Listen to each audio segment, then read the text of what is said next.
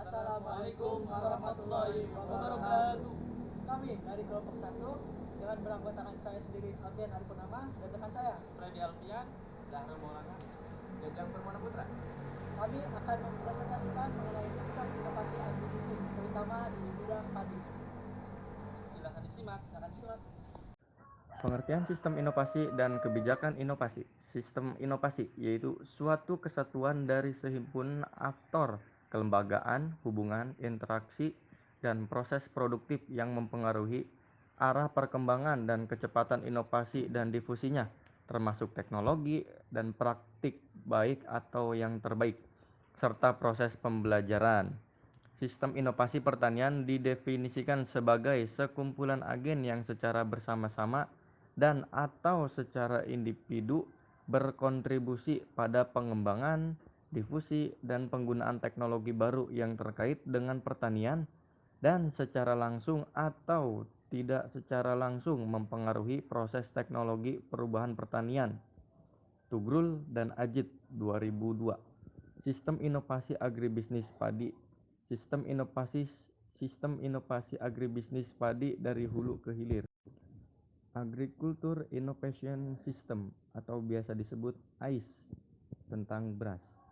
Tujuannya yaitu peningkatan produksi dan produktivitas, peningkatan ekonomi dan kesejahteraan, serta sustainabilitas dan berkelanjutan. Pelakunya yaitu yang pertama, sumber inovasi tradisional dari lembaga informal yaitu kelompok tani, Gapoktan.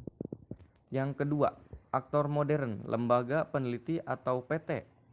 Yang ketiga, sektor swasta. Yang keempat, pengusaha dan perusahaan agroindustri. Yang kelima, organisasi masyarakat sipil. Inovasi dan pertanian beras dari hulu ke hilir. Yang pertama yaitu komoditas. Beras organik, beras aman pangan, beras biasa, produk turunan beras.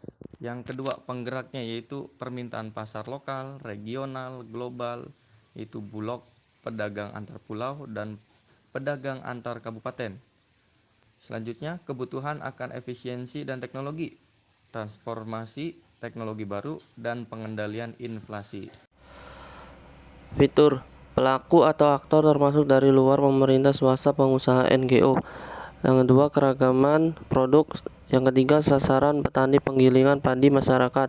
Yang keempat, transfer pengetahuan yang intensif dan dinamis. Yang kelima, modal sosial jiwa wirausaha. Tantangan yang pertama, membutuhkan inovasi pengetahuan yang berkelanjutan dan intensif agar dapat bersaing. Yang kedua, mengatasi kondisi yang berubah dengan cepat. Yang ketiga, untuk memperkuat kesetaraan dan kelestarikan lingkungan. Mengapa penelitian dilakukan untuk inovasi beras? Tantangan lama dalam penelitian agribisnis beras. Yang pertama, pengerjaan dan pengelolaan oleh lembaga publik besar. Yang kedua, kesulitan dalam menyesuaikan penawaran dan dengan permintaan akan teknologi. Yang ketiga, berurusan dengan konteks lingkungan sosial dan fisik yang heterogen. Yang keempat, penurunan produktivitas dan kualitas hasil produksi. Tantangan baru dalam penelitian agribisnis beras. Yang pertama, meningkatnya kompleksitas kekuasaan, pertumbuhan, kemiskinan, dan kelingkungan. Yang kedua, munculnya pemain baru di luar importir yang impor bawang. Yang ketiga, kemunculan dan dinamika pertanian baru selain bawang. Yang keempat, perubahan hubungan masyarakat miskin dengan sektor agribisnis beras. Yang kelima, ketahanan pangan dan inflasi. Yang keenam, laju informasi yang pesat dan gap di lapangan. Wawasan utama dari kerangka kerja. Fokus pada inovasi, peningkatan produktivitas melalui penerapan pengetahuan dan aplikasi lapangan, penelitian atau pengalaman. Yang kedua, kombinasi ilmu baru dari pengetahuan yang sudah ada. Yang ketiga, kelestarian lingkungan. Yang keempat, digitalisasi untuk presis pertanian. Mengutamakan keterkaitan kemitraan dan jaringan akses pengetahuan. Yang pertama, memperoleh pengetahuan dan pembelajaran adalah pengalaman interaktif.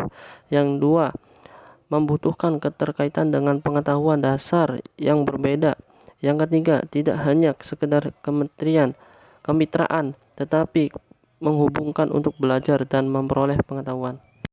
Peranan baru, peran lembaga di luar pemerintah, BI, PT Bulog, lembaga keuangan, forum, TPID, indikator, B. Kepentingan relatif dari perubahan peran yang berbeda dalam proses inovasi. Peranan lembaga, A. Kebiasaan dan praktik baik organisasi yang membentuk kecenderungan untuk berinteraksi, berinovasi. B. Untuk belajar, mengakses dan berbagai pengetahuan dan serta mengambil risiko. C. Menentukan cara untuk berinovasi dan mendorong kebijakan. D. Harus menjadi faktor pendorong dalam upaya mengembangkan kapasitas inovasi. Peranan kebijakan, A. Kebiasaan dan praktik interaksi dengan kebijakan yang bisa dipertanggungjawabkan, misalkan kemitraan sektor publik swasta. B. Dukungan inovasi serta kolektif, bukan hasil dari kebijakan tunggal tapi menyuruh melalui kerja sama untuk membentuk perilaku inovatif. C. Dukungan politik dan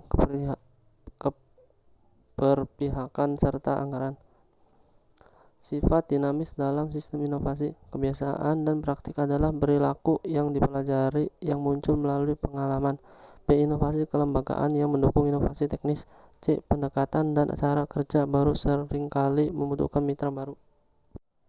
Platform inovasi merupakan forum fisik atau virtual yang menciptakan lingkungan untuk mendiskusikan ide, mendengarkan dan belajar, berpikir dan berbicara, berkolaborasi untuk berinovasi. Media transportasi yang efektif dalam bentuk misalnya asosiasi, forum, TPID, championship, cluster, Poktan, Kapoktan, kelompok tani nelayan andalan yang selanjutnya disingkat KTNA 4S. Konsep platform inovasi yang digunakan di sektor pertanian padi bermanfaat untuk memfasilitasi interaksi dan pembelajaran di antara para pemangku kepentingan.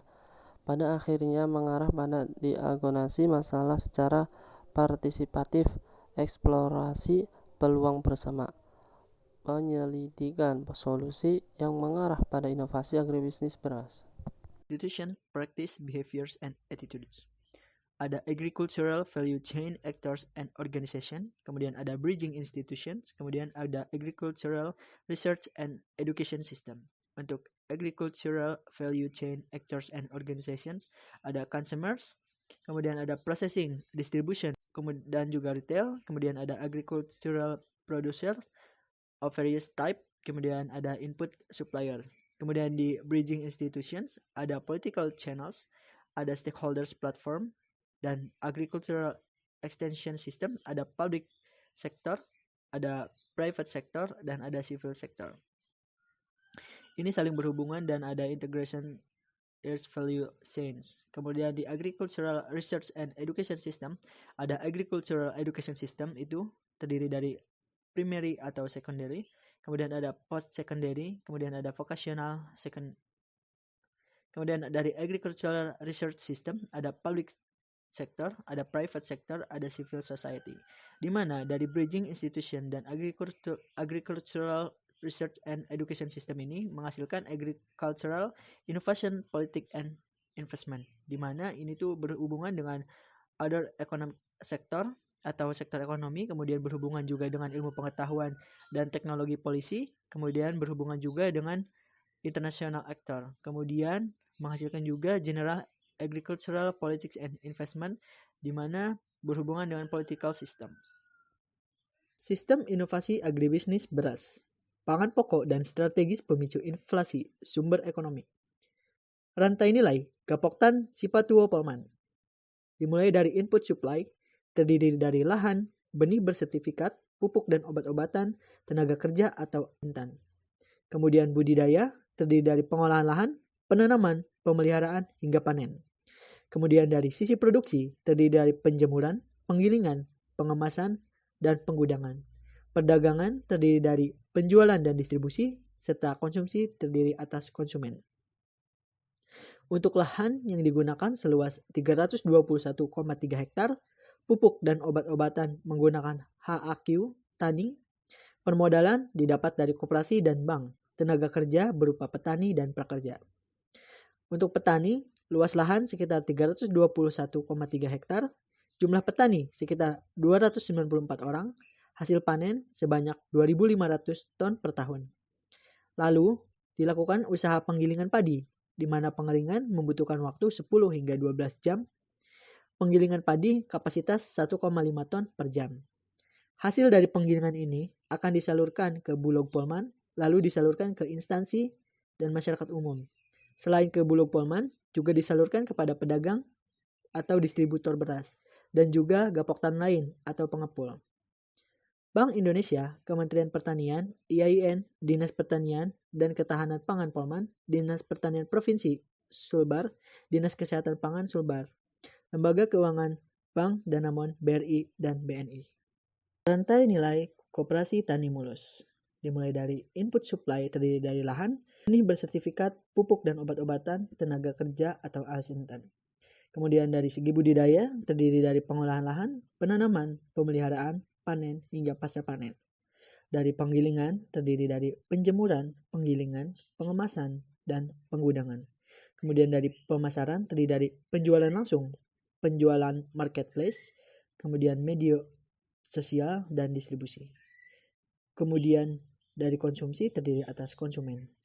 Untuk lahan seluas 150 hektar, asintan, pupuk dan obat-obatan, tenaga kerja, petani dan prakerja. Itu digabung ke dalam koperasi Gapoktan Tani Mulus. Petani anggota mempunyai luas lahan seluas 159 hektar, jumlah petani sebanyak 166 orang. Kemudian dimasukkan ke dalam gudang tunda jual, lalu dimasukkan ke dalam unit penggilingan padi, di mana unit penggilingan padi ini digabung dengan poktan atau gapoktan lain. Lalu disalurkan kepada pedagang atau distributor beras, kepada Transmart dan Yogya atau instansi kementerian. Lalu dari pedagang, Transmart, dan instansi kementerian disalurkan kepada masyarakat umum. Diagram sistem inovasi agribisnis beras. Institusi informal, yaitu ada kelompok tani, asosiasi, Indofood, dan peranan yang dilakukan. Yang pertama, yaitu Bank Indonesia. Peranan yang dilakukannya adalah bantuan teknis, sarana-sarana, dan pendampingan. Untuk yang kedua, Kementerian Pertanian Republik Indonesia. Peranan yang dilakukannya adalah bantuan alat pengerian berkapasitas 10 ton per hari. Yang ketiga, Dinas Ketahanan Pangan Provinsi.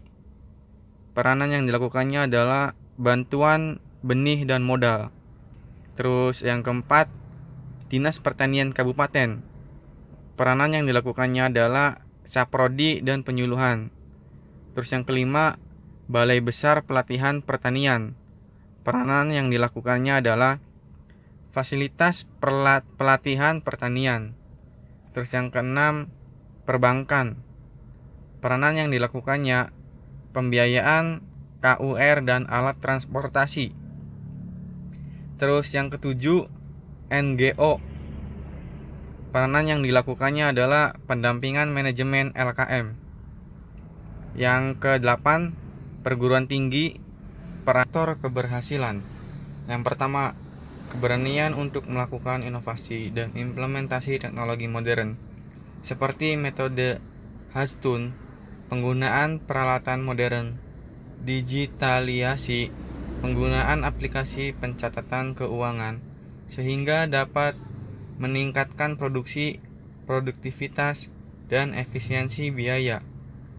Yang kedua, dukungan dan kerjasama dengan stakeholder. Yang ketiga, peranan champion yang mampu menggerakkan anggota klaster untuk melakukan perubahan.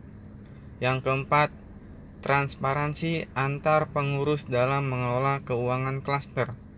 Yang kelima, menempatkan koperasi sebagai lembaga pengelola bisnis yang profesional. Yang keenam, mengedepankan pelayanan yang baik dan kualitas produk melalui sertifikasi keamanan sehingga kunci sukses sistem inovasi agribisnis padi. 1. Komunikasi yang lancar. Yang kedua, adanya visi bersama. Yang ketiga, dukungan untuk kolaborasi. Yang keempat, proses mengelola konflik dan penguatan jejaring dilakukan dengan keseimbangan interaksi yang terbuka. Yang kelima, peluang untuk mengembangkan kepercayaan.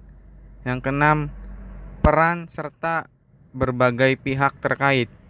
Yang ketujuh, korporatisasi kelembagaan.